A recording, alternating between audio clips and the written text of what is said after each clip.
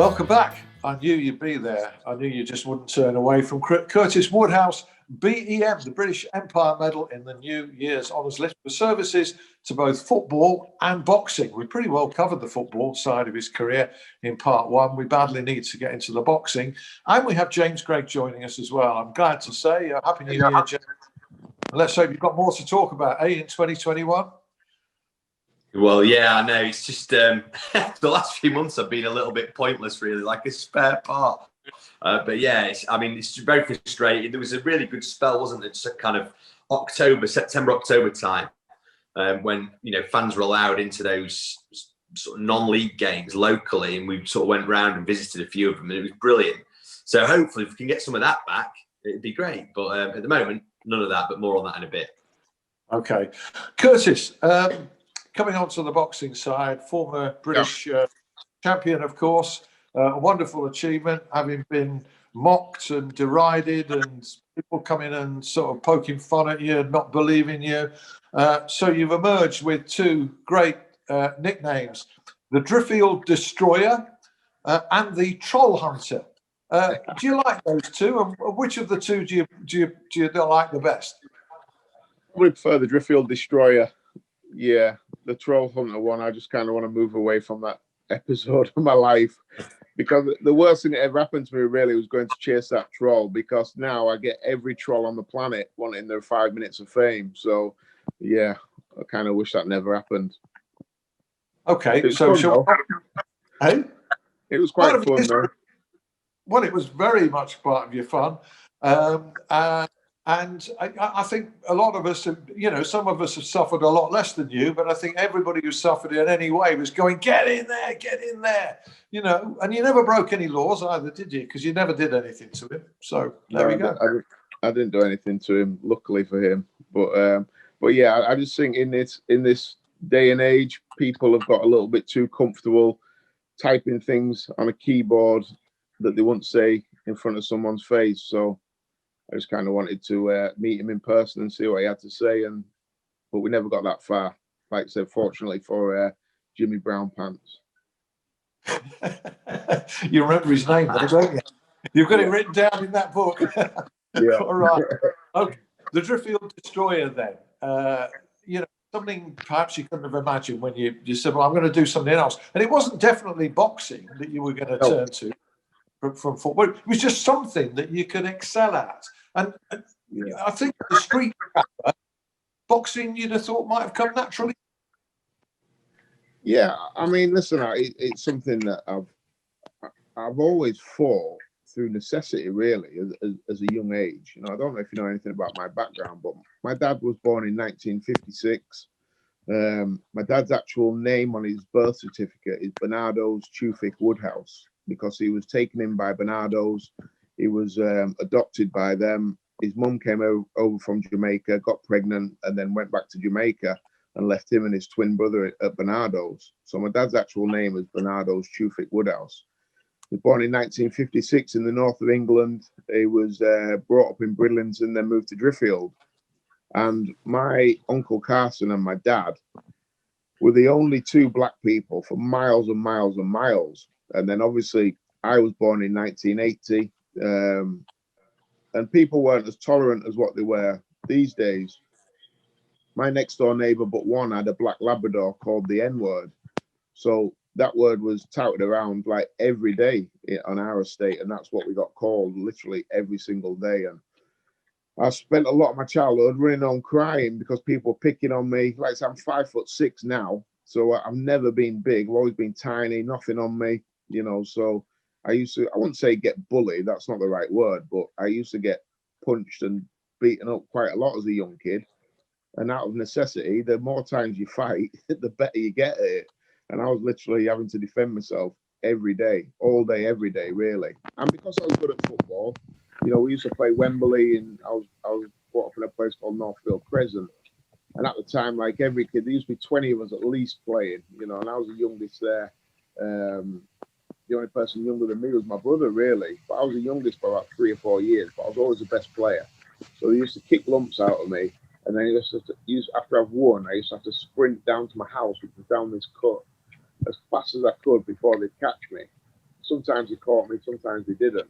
And when they caught me, I'd be fighting. So I reckon out of the first 100 fights I had, I probably lost all 100 of them. So, but like I said, when you keep doing something, you get better. So, you know, I was fighting from such a young age, and by the time I kind of started my football career, you know, I used to watch all the big boxing fights and used to sit and watch and think, well, I could do that.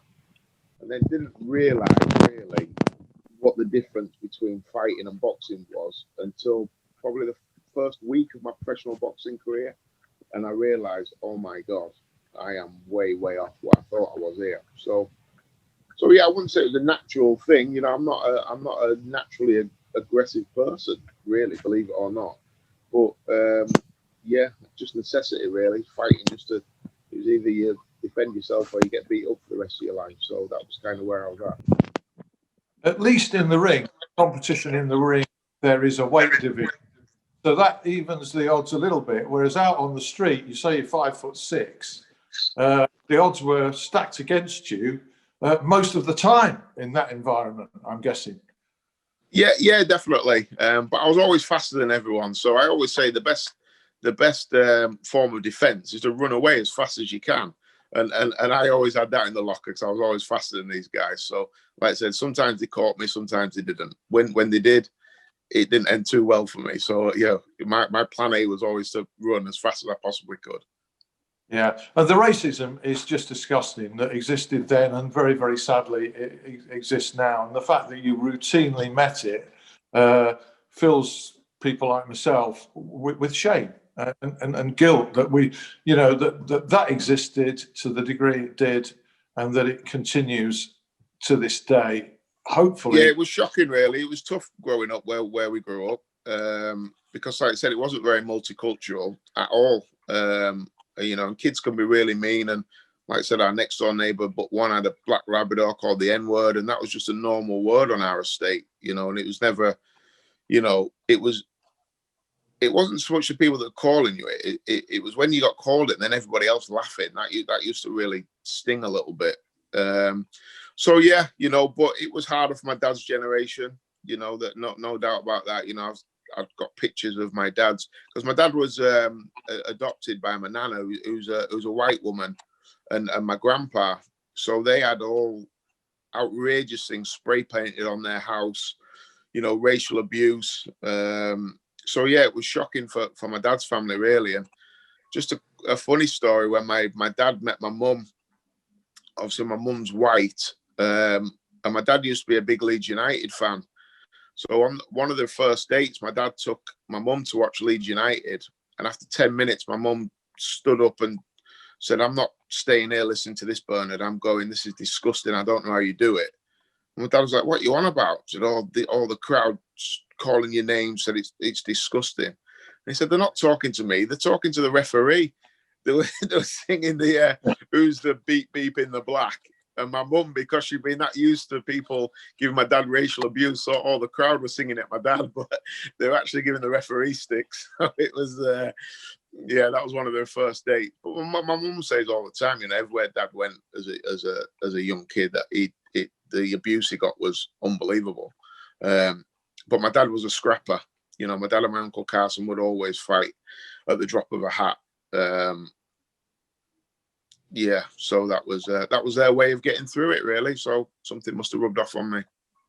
yeah, and you turned a huge negative into a positive in the ring, and your boxing career is something obviously to be immensely proud of. I think there was talk of you coming back into the ring, and boxers often make surprise comebacks at all sorts of age. Are we now saying that Curtis Woodhouse is putting his feet up in that regard and just simply concentrating on football management as a career? Yeah, I mean, listen, I like everybody suffered from retirement in from sport, really, not just football, but not just boxing, but from football as well. So I'd spent 25 years of my life being a professional athlete. So all of a sudden, once you stop competing, it's really, really difficult to find something that triggers them same emotions. And like I said, I love football management, but the level I'm at the minute, it's part-time. So I've got a lot of hours to fill. And yeah, I really struggled with retirement. Not struggled in the sense of, disappointment with my career or anything like that, but just didn't have anything else to do. So yeah, I've flirted with coming back loads of times, but the reality of it is I'm never going to box again, ever. Especially the weight category that I'm in now. I think I'd be up against Tyson Fury. So yeah, no, I'm very, very happily retired. I'm very fortunate, really, because a lot of sportsmen, once they're retired, really struggle to find their way a little bit. But I've got my own gym now where I coach kids out of. I go through schools all around the East Yorkshire, speaking to, like I say, underprivileged kids and kids that are from similar backgrounds to myself. And I find it quite crazy that they actually look up to me. So yeah, and I love working with them, because it wasn't so long ago that I was one of these kids, and I was so lucky and fortunate that I found sport. Otherwise, I've got no idea what I'd have done. I left school with one GCSE, and that was PE. And I found my inspiration through sport. So I just try and inspire these kids that are from the same places that I'm from. A lot of them live very close to where I was brought up. So I'm very fortunate that I've now got a purpose in my life away from sport. I'm sure James Gregg and I remember your book. I don't know if there's going to be another one. You were talking about your background earlier and whether we were aware of it. Yeah, I read that book. It was a great reading. In fact, you came in the studio just shortly after it was published and made an. I think people can still look up that on YouTube. James, I don't think boxing is on your roundup this week. It's more a process of elimination. I mean, what is? Well, the only thing I can spot, but this might be subject to change actually in the next week or so, is the British Basketball League, because that's the only elite sport that isn't Premier League or sort of Championship football that is going to carry on, I think, because you look at the National League or non-league system, steps 3 to 6, all divisions below, basically National League, League North and South.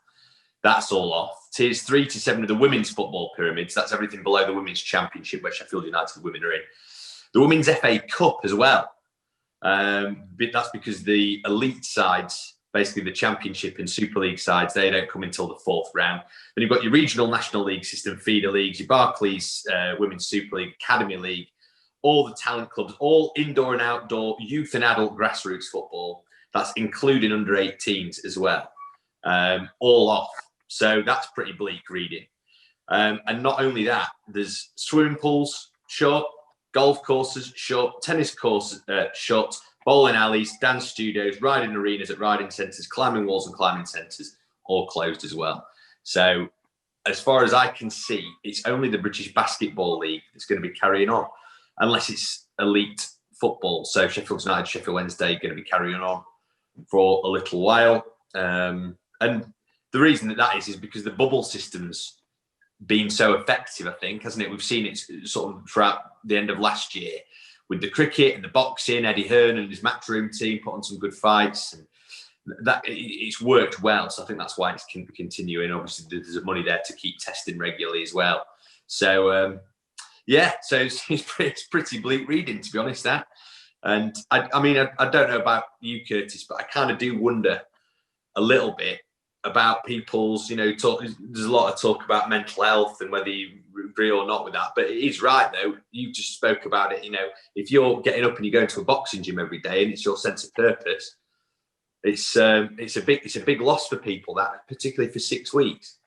Yeah, absolutely. It's huge, really, because when you haven't got anything to wake up for, you haven't got that thing to kind of trigger them good endorphins. It's really, really difficult. I mean, listen, I don't want to go into too much about the government and things like that, but I think the whole thing is an absolute mess. Especially being in non-league myself as a non-league manager, there's going to be so many clubs that are going to go under that have got over 100 years of history behind them. It's so sad, and I, without sounding too doom and gloom, I just think this is going to get so much worse before it gets better. It's a really, really It's a really difficult time. Really, like I said, I own my own gym, and my gym's been closed for a while now. And I've got so many young kids that come to me that do the boxing. And I always say 99% of people that walk into a boxing gym are never going to be boxers. But there's so many other reasons that they come in there for is self-confidence, you know, to lose weight, to help them in bullying situations, or they just come for activity and to keep fit. And that's been taken away from a massive age group of kids. You know, I've got 3 children myself. My eldest is 17, my youngest is 8, and my daughter's 14. And it's so difficult for them. They're losing big chunks of their lives and their friends. You know, it's a horrible, horrible situation. And all we can do is trust the government saying that this is the best thing for us. But yeah, I reserve judgment on that one. I think we're all worried for sport. Our friends at Hallam FC, at Sheffield FC, at Handsworth, you know, Stocksbridge, Park Steels, Penistone Church, Gainsborough. You don't know whether you're coming or going. You've restarted, stopped, restarted, stopped. How serious is it for Gainsborough? I mean, that's a really historic club because Fred Spikesley, now he was a legend of Sheffield Wednesday. We're going to hear a lot more about him in the coming months. He played there. There's real history of football there, isn't there, at Gainsborough? Oh, I mean, like I said, our chairman's brilliant, and I speak to Richard regularly, and it's a grave situation, you know, at Gainsborough Trinity, and same with probably 95% of non-league clubs. It's kind of like, how long can you survive for? And the answer for most is not long. You know, non-league relies on people coming through the gates. It relies, you know, if you buy a cup of tea at a non-league game, that money goes somewhere and makes an impact. And yeah, it's really, really difficult.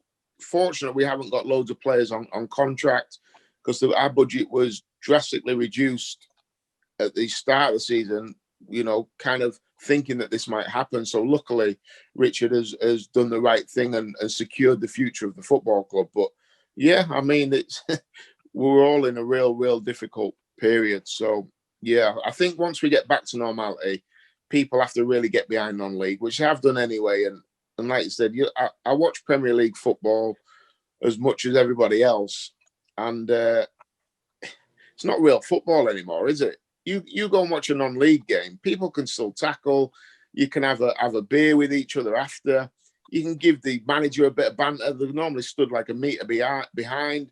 You know, if we play with no fans, I'd never have a clue when to make substitutions. I've got about 20 people behind me that tell me exactly when to make them, what system to play. But they're a massive part of the club, and it's great to have that relationship with them. And I always say, if I don't get an opportunity to manage in the league, I've not lost anything, because I love managing non-league. It's brilliant.